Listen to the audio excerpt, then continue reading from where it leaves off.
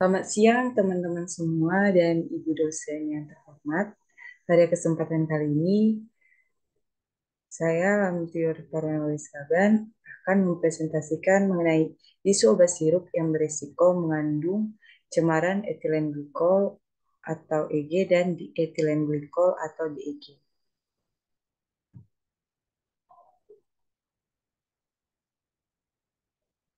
Isu obat sirup yang berisiko mengandung cemaran etilen glikol EG dan dietilen glikol DEG berkaitan dengan kasus kematian anak akibat gagal ginjal yang akhir-akhir ini marak terjadi. Nah, di Gambia terungkap bahwa kasus yang menyebabkan puluhan anak meninggal ini diduga karena kandungan senyawa dietilen glikol dan etilen glikol dalam obat.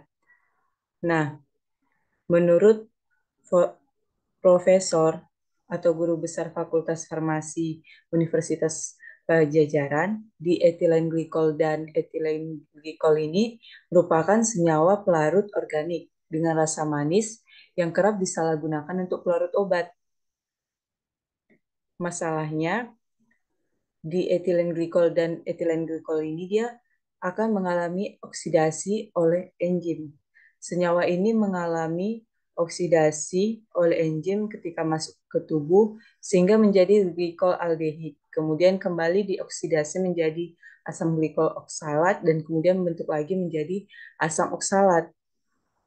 Nah, asam oksalat inilah yang akan memicu membentuk batu ginjal. Kemudian senyawa dietilen glikol dan etilen glikol ini sebenarnya tidak diperbolehkan baik dalam obat maupun makanan, tetapi senyawa ini masih ada sebagai impurities atau cemaran dari bahan tambahan dalam produksi obat sirup. Nah, menurut BPOM, berdasarkan informasi, BPOM telah menegaskan bahwa obat sirup untuk anak yang disebutkan dalam informasi dari WHO terdiri dari promethazine oral solution, Covex Malin baby cough syrup, Makov baby cough syrup, dan Maghrib and cough syrup. Nah, keempat produk ini diproduksi oleh Maiden Pharmaceuticals Limited India. Keempat produk yang ditarik di Gambia tersebut tidak terdaftar dan tidak beredar di Indonesia. Dan hingga saat ini, produk dari produsen Maiden Pharmaceutical Ltd India tidak ada yang terdaftar di BPOM. Selanjutnya, BPOM juga melakukan pengawasan secara komprehensif pre- dan post-market terhadap produk obat yang beredar di Indonesia, sesuai dengan peraturan dan persyaratan registrasi produk obat. BPOM ini telah menetapkan persyaratan bahwa semua produk sirup untuk anak maupun dewasa tidak diperbolehkan menggunakan EG dan DEG. Namun EG dan DEG ini dapat ditemukan seperti yang saya sampaikan tadi sebagai cemaran pada gliserin atau propilen glikol yang digunakan sebagai zat pelarut tambahan. BPOM sendiri juga menetapkan batas maksimal EG dan DEG pada kedua bahan tambahan tersebut sesuai standar nasional. Nah, adapun ambang batas dari propilen glikol ini dia memiliki ambang batas sesuai Farmakop dan standar baku nasional. Ambang batas aman atau tolerable daily intake atau disingkat TDI untuk cemaran EG dan DEG ini dia sebesar 0,5 mg per kilogram berat badan per hari.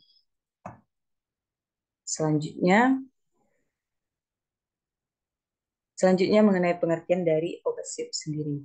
Nah, sirup ini adalah sediaan pekat dalam air dari gula atau pengganti gula dengan atau tanpa bahan penambahan bahan pewangi dan zat obat. Nah, sirup ini alat yang menyenangkan untuk pemberian suatu bentuk cairan dari suatu obat yang rasanya tidak enak. Karena sirup ini efektif dalam pemberian obat untuk anak-anak. Dengan rasanya yang enak bisa menghilangkan keengganan pada anak-anak untuk minum obat.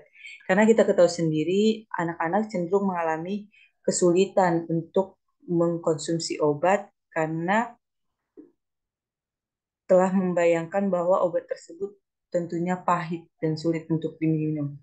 Nah, dengan adanya obat sirup ini, maka pemberian obat untuk anak-anak itu jauh lebih efektif. Sirup obat sendiri dalam perdagangan dibuat dari bahan-bahan awal, yaitu dengan menggabungkan masing-masing komponen tunggal dari sirup seperti sukrosa, air murni, bahan pemberi rasa, bahan pewarna, bahan terapeutik, dan bahan lain yang diperlukan dan diinginkan. Nah, jenis-jenis dari obat batuk, sirup, dan fungsinya ini yang pertama ada antitusif. Nah, obat batuk antitusif ini dia bekerja dengan cara mengurangi refleks batuk. Fungsinya itu untuk mengatasi batuk kering.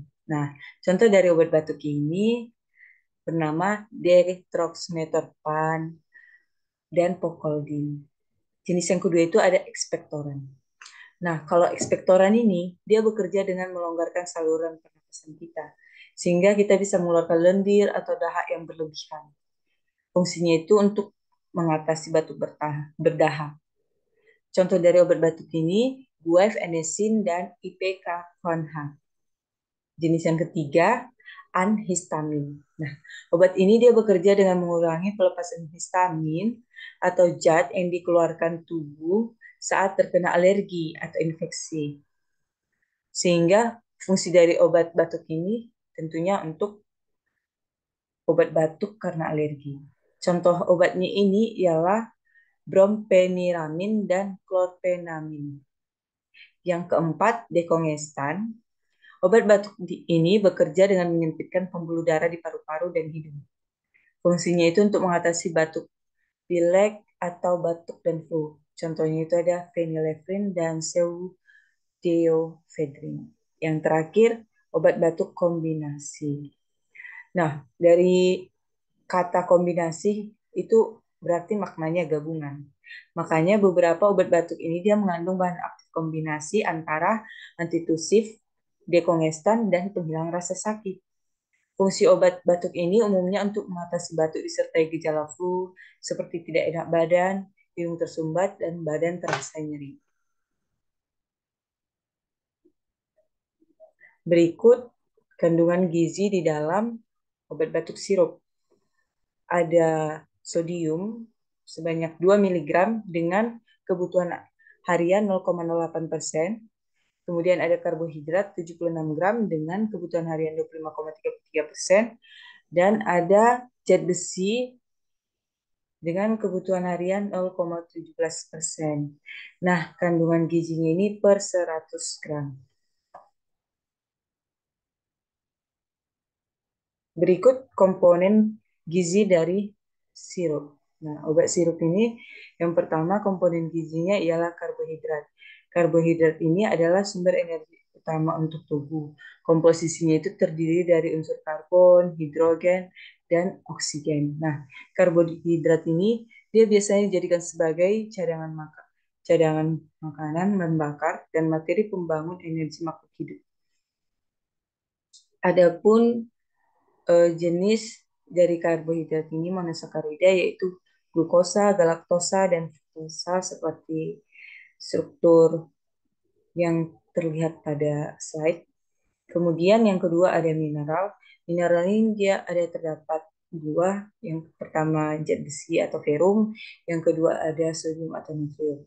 Nah, zat besi sendiri adalah mineral yang diperlukan oleh tubuh karena dia memiliki sintesa hemoglobin yang berfungsi untuk pembentukan darah. Hemoglobin ini dia berfungsi untuk mengikat oksigen dan kemudian menyalurkannya ke seluruh bagian tubuh. Selanjutnya, sodium atau natrium. Ini merupakan salah satu jenis logam yang reaktif.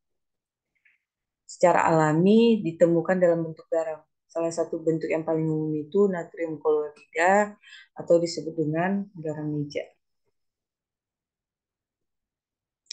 Nah, contoh komposisi obat batuk yang beredar dan diperjualbelikan yang pertama itu contohnya untuk obat batuk fix formula 44 dapat kita lihat pada slide kandungannya itu setiap 5 ml mengandung apa saja, dan demikian untuk obat batuk sirup Sanadril DNP setiap 5 ml mengandung apa saja.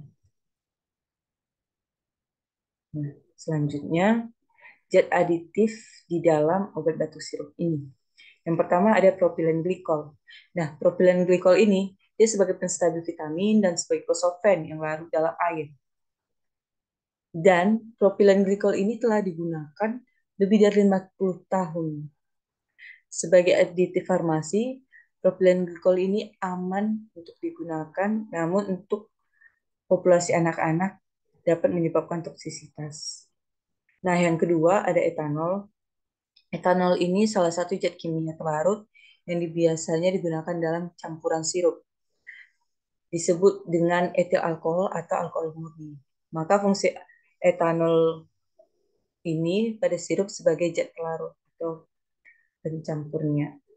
Yang ketiga ada dietil ether. Nah, ether dikenal sebagai zat pelarut karena di dalamnya ini terdapat senyawa yang mampu melarutkan. Ether sendiri memiliki rasa yang manis dan berbau agak menyengat. Namun, ether ini mudah terbakar. Makanya negara-negara maju tidak menggunakan ether. Namun negara-negara berkembang masih menggunakan ether karena biayanya relatif lebih murah. Selanjutnya, cara penyimpanan dari obat sirup. Nah, obat sirup ini kita simpan botol obatnya itu di tempat yang kering atau kotak khusus. Kemudian kita menyimpan obat ini pada tempat yang tidak mudah dijangkau anak-anak. Kita juga tidak boleh meletakkan obat ini dalam mobil dalam jangka waktu lama karena perubahan suhu ini dapat merusak kandungan dari obat tersebut. Kita juga harus menyimpan obat cair sirup ini maupun suspensinya pada suhu ruang 20 derajat Celcius. Setelah menggunakan obat sirup ini, kita tidak boleh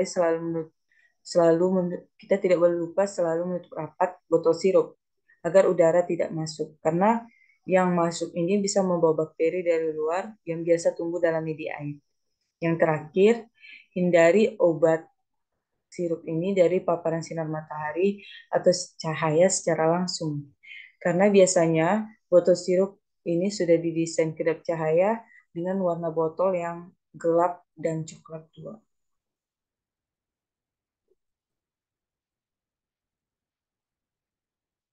Selanjutnya, efek konsumsi berlebih dari obat sirup ini.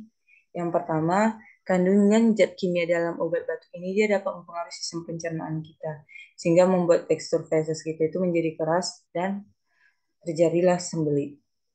Yang kedua, dapat menyebabkan gangguan pencernaan seperti sering mual setelah makan dan kehilangan nafsu makan. Yang ketiga, dapat meningkatkan detak jantung sehingga berakibat pada kelelahan yang lebih cepat saat beraktivitas. Selain itu, mengonsumsi obat batuk juga bisa menyebabkan seseorang terkena gangguan pernapasan. Nah, obat batuk sirup juga berpotensi menyebabkan alergi pada peminumnya. Mengonsumsi obat ini dapat meningkatkan potensi alergi telur sehingga kulit seperti gatal-gatal.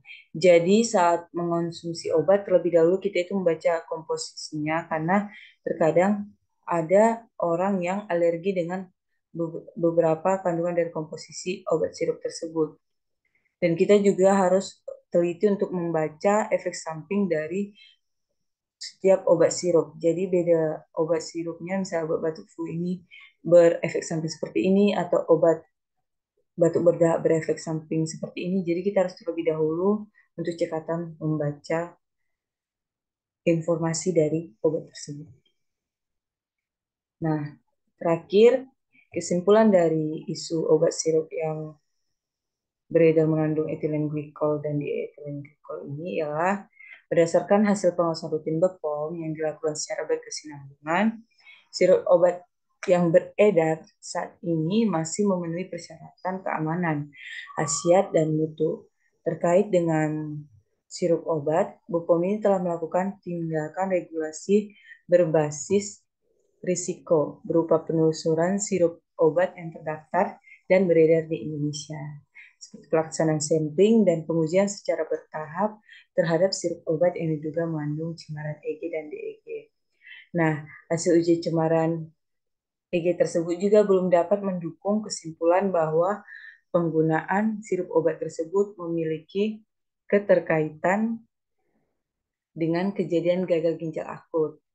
Karena selain penggunaan obat, masih ada beberapa faktor risiko penyebab kejadian gagal ginjal akut seperti infeksi virus, bakteri Leptospira, dan multisystem inflammatory syndrome in children atau MISC. Nah, nama lainnya itu juga sering disebut dengan sindrom peradangan multisistem pasca COVID-19. Sehingga BPOM juga menyarankan bahwa obat-obat yang diduga mengandung etilen glikol dan dietilen glikol itu untuk dilaporkan agar diuji secara bertahap. Baik, demikian presentasi saya hari ini. Kurang dan lebihnya saya mohon maaf. Terima kasih atas perhatiannya. Selamat siang.